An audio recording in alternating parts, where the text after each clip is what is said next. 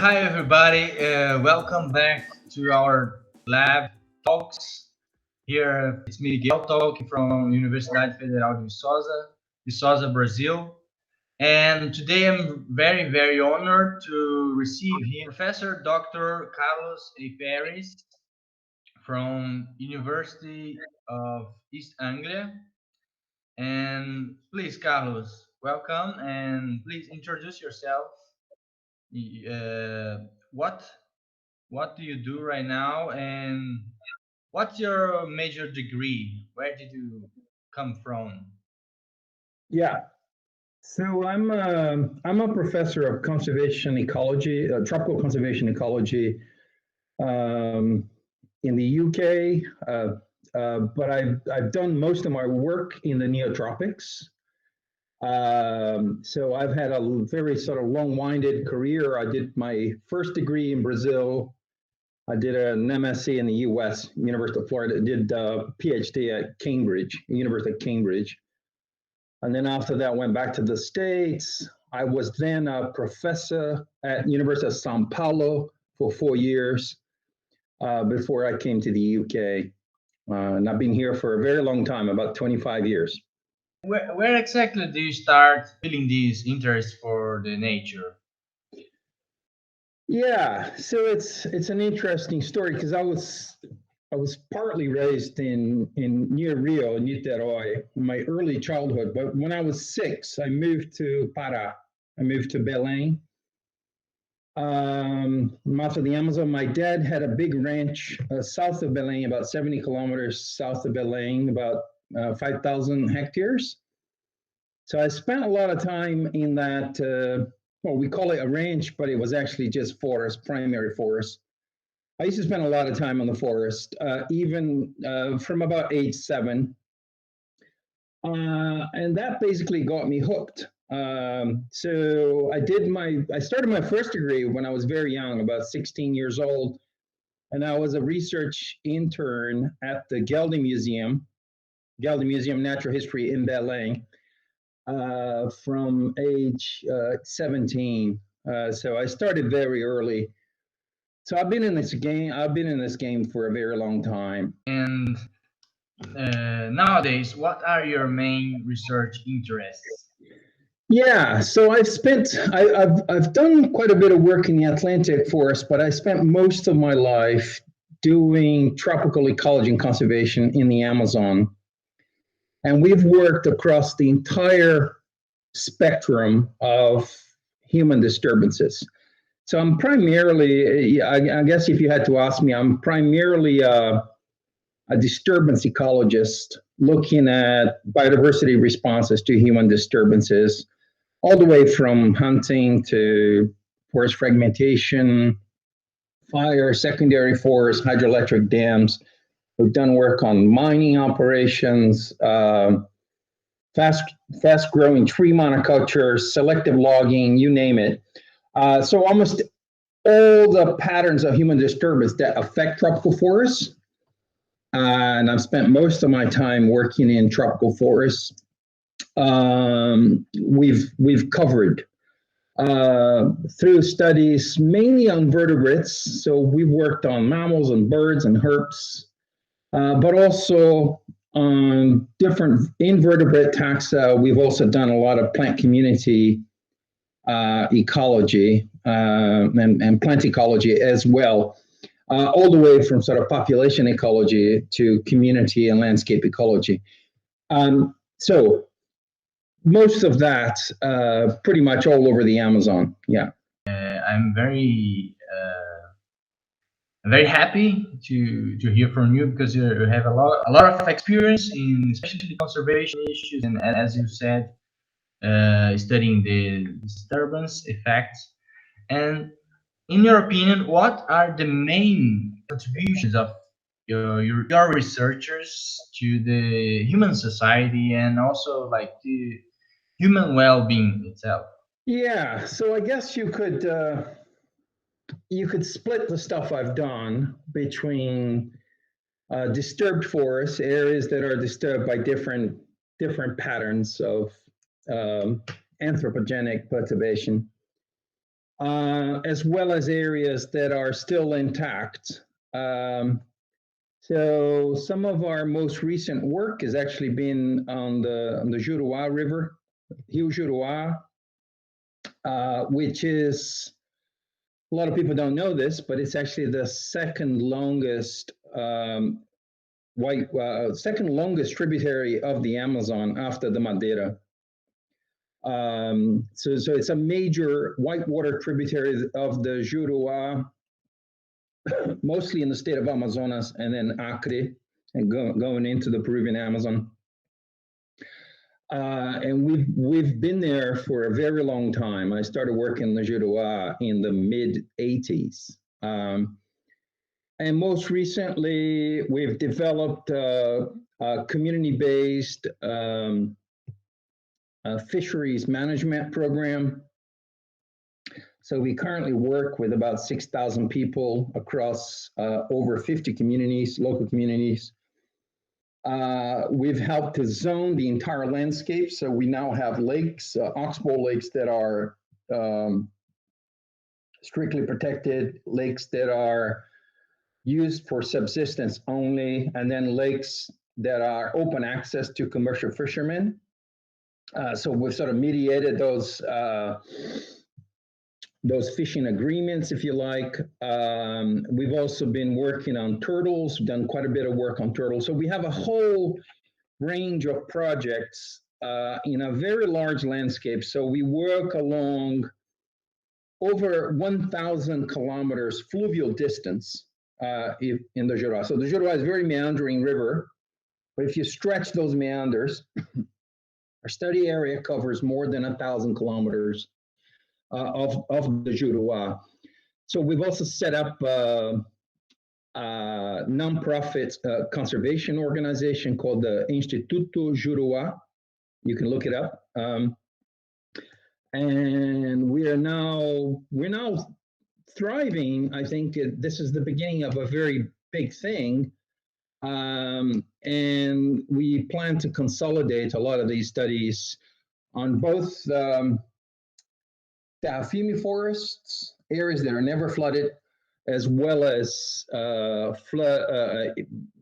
forest sites that are seasonally flooded. So we have várzea forests, Floresta de Várzea for the Brazilians, that are basically inundated for half of the year.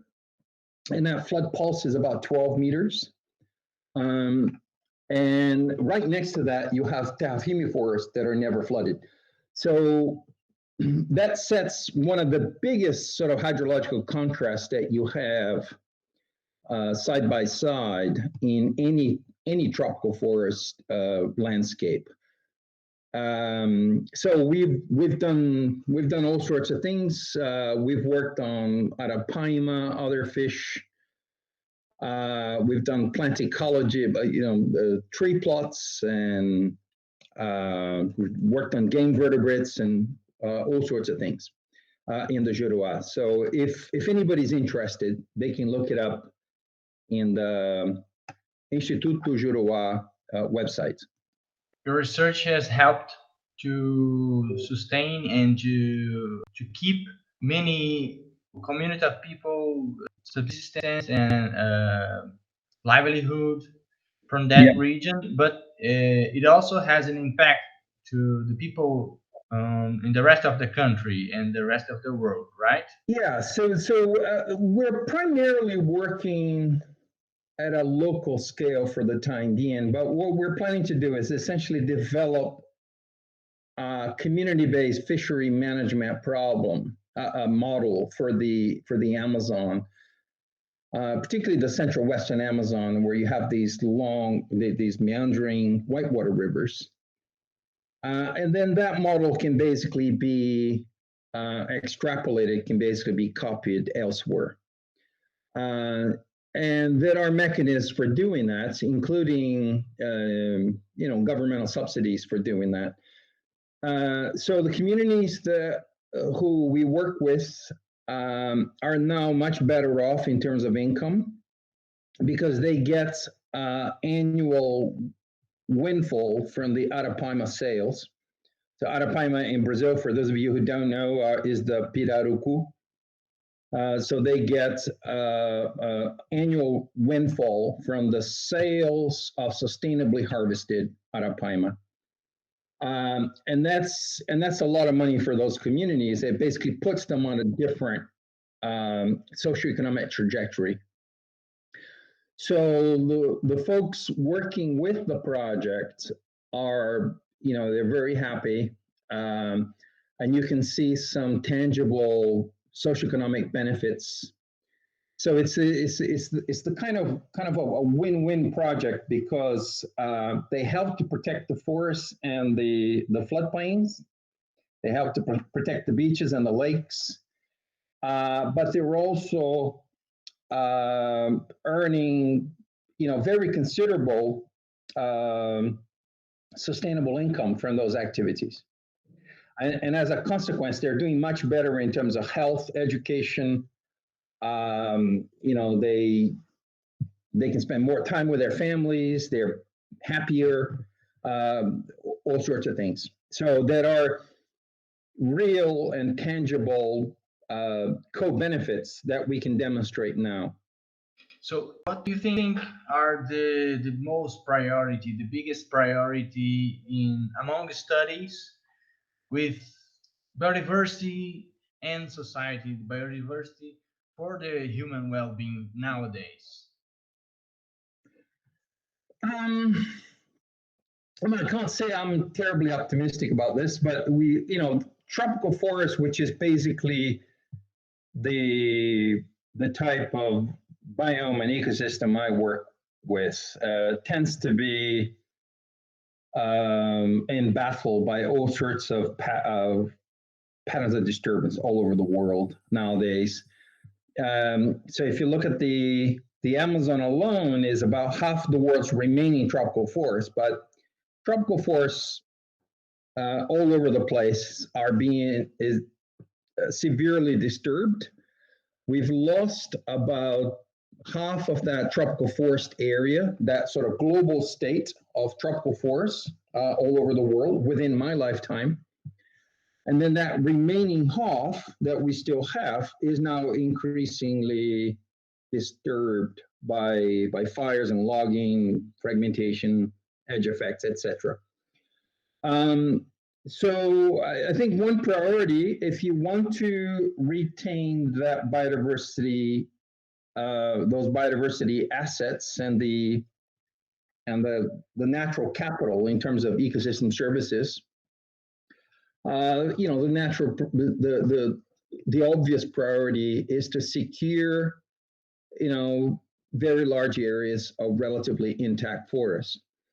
Not just in the neotropics. So Brazil, as you know, Brazil has the biggest contribution of any country in terms of the tropical forest state, but that also applies to other countries, other major tropical forest countries.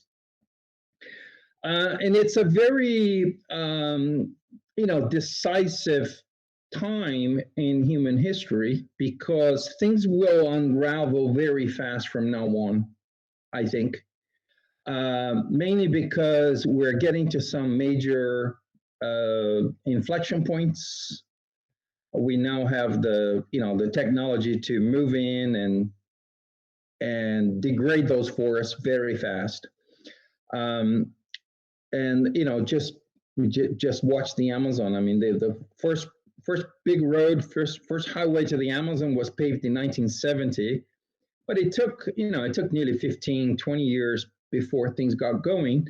But now the rate at which the Amazon is deforested and degraded is more or less picking up every year. And if you combine that with climate change and severe droughts, all the ongoing fires in the Amazon right now, for example, then the prospects are not particularly good. And then combined with that, you have very little, in my view, very little political will to protect that natural capital. And you know about the situation in Brazil now with a very hostile climate, very anti-intellectual and very anti-environmental, all things considered. But even in the days of more benign administrations, things were not looking that great.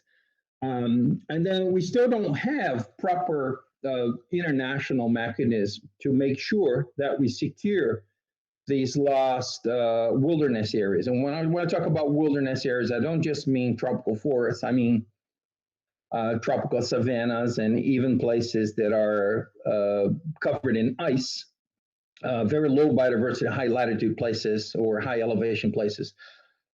So the human domination of planet Earth is now pretty much consolidated. And if you combine continued population growth with more, destructive technology, then I think things will move forward quite fast, one way or the other.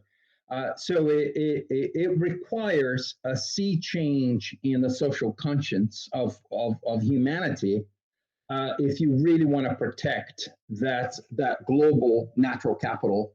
And Brazil is a very important country as part of that because it's the largest tropical country in the world, and it retains well over half the world's remaining tropical forests. Yeah, so your studies have been focused on basically on the Amazon, but do you think the Amazonia in general is the biggest neglected ecosystem with studies, or is there any other ecosystem in the world you like to mention that needs more attention, needs more focus, especially from researchers, from conservation measures?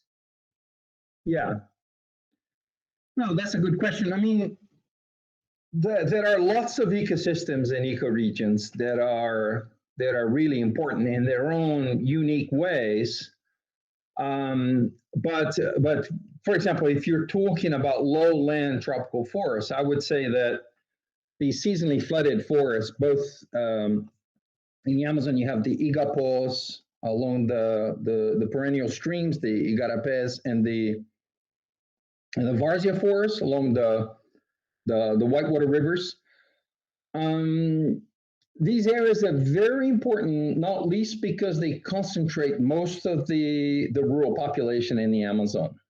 So if virtually everybody in the Amazon lived along rivers until roads came in, and roads are only 50 years old in the Amazon. So we've only had half a century of the first road, and people started living along roads, but that's a relatively recent phenomenon. But if you look at the productivity gradient, the primary productivity gradient, it also correlates with distance to rivers. So these areas are much more impacted by all sorts of things, not least overexploitation of natural resources, including game and fish. So I don't think there is enough emphasis on these seasonally flooded forests, and I don't mean these areas that where the inundation pulse comes up as a flash flood. I mean sustained floods. And tropical floodplains in particular have fared very badly. They've been completely clubbered all over the world. So if you look at the floodplain areas in Asia and Europe, where I live, or in North America, or in much of South America, it's been very heavily disturbed and converted. So I think that it's very important to protect these tropical floodplains and leave sufficiently large representative pieces of the landscape whether or not they are heavily settled by people. Yeah. And so in the Amazon, for example, particularly in the Brazilian Amazon, we have a habit of creating reserves in places where there is virtually nobody, because there's very little socio-political resistance to decree a nature reserve. So you can set up even a very large nature reserve to meet those IUCN targets. It's target, I believe it's target 11 of the of IUCN. But these areas are not necessarily the most productive. So you have this huge bias throughout the history of humanity, in that we tend to create protected areas in sites that nobody cares about or are relatively not particularly valuable for human enterprises. And these areas, they tend to be less productive or high elevation or uninhabited. And that is why most of the montane habitat in the world is still doing pretty well. If you look at the deserts, they're relatively uninhabited, and therefore they look pretty wild, mainly because there is no people. You can't sustain human populations. But the big challenge is to create protected areas where you have people, even in highly productive areas. And those areas are highly productive, not just for humans, but for everything else. So they tend to have more biodiversity, they tend to pack larger population sizes, and so forth. And that's a much bigger challenge in terms of affording the opportunity costs in economics jargon of setting aside those high productivity areas that are otherwise very valuable for human enterprises. That's something I thought about, but I never heard from a specialist that especially flooded areas, many cities in the world are settled around these marsh areas or lake areas, and that's very important to highlight. If you look at Alexandria in old Egypt and ancient Egypt, that would, in the Egyptian floodplains of the Nile, and that's just one example of many of settlements along rivers, for very good reasons. So just to wrap up our conversation, I think it's been already very worth it. Are you part of any graduate program? Do you teach any master and PhD students now? Yeah, so I have PhD students scattered in several places, but in Brazil, I'm part of the graduate program at UFPB in João Pessoa, in Paraíba. Also in Belém, Natal, and Florianópolis, and UFSC, the Federal University of Santa Catarina, as well as the UESC in Ilhéus. It's the Universidade Estadual de Santa Cruz. So I've got some good colleagues there as well. So one of the really good things about Brazil is that, although postgraduate programs have hit a wall recently and they're facing some severe hardship, there's still a lot of these studentships going around, these PhD studentships. When in many other countries, it's actually very difficult to get, PhD studentships. So I think the training side of things in Brazil has been pretty good. There's lots of new ecologists coming through the ranks. So the question is, what are they actually going to find once they finish their PhDs and their first postdocs, etc. So because the job market is not always favorable, but I think that So throughout my career, which is now over 35 years long, I'm primarily contributed to training Latin Americans and Brazilians in particular. So I've had British students, American students, and people from other countries as well. But my focus has always been with Brazil and the Brazilians. And in conclusion, do you have any other recommendation for our public general audience, or especially for the students and young researchers, especially those facing these difficulties, these hard times? What do you recommend, or is there any other guidance that you have? Yeah, no, I would say that for the young people coming through, they really need to master a couple of really good skills. They need to become more numerate, more quantitative.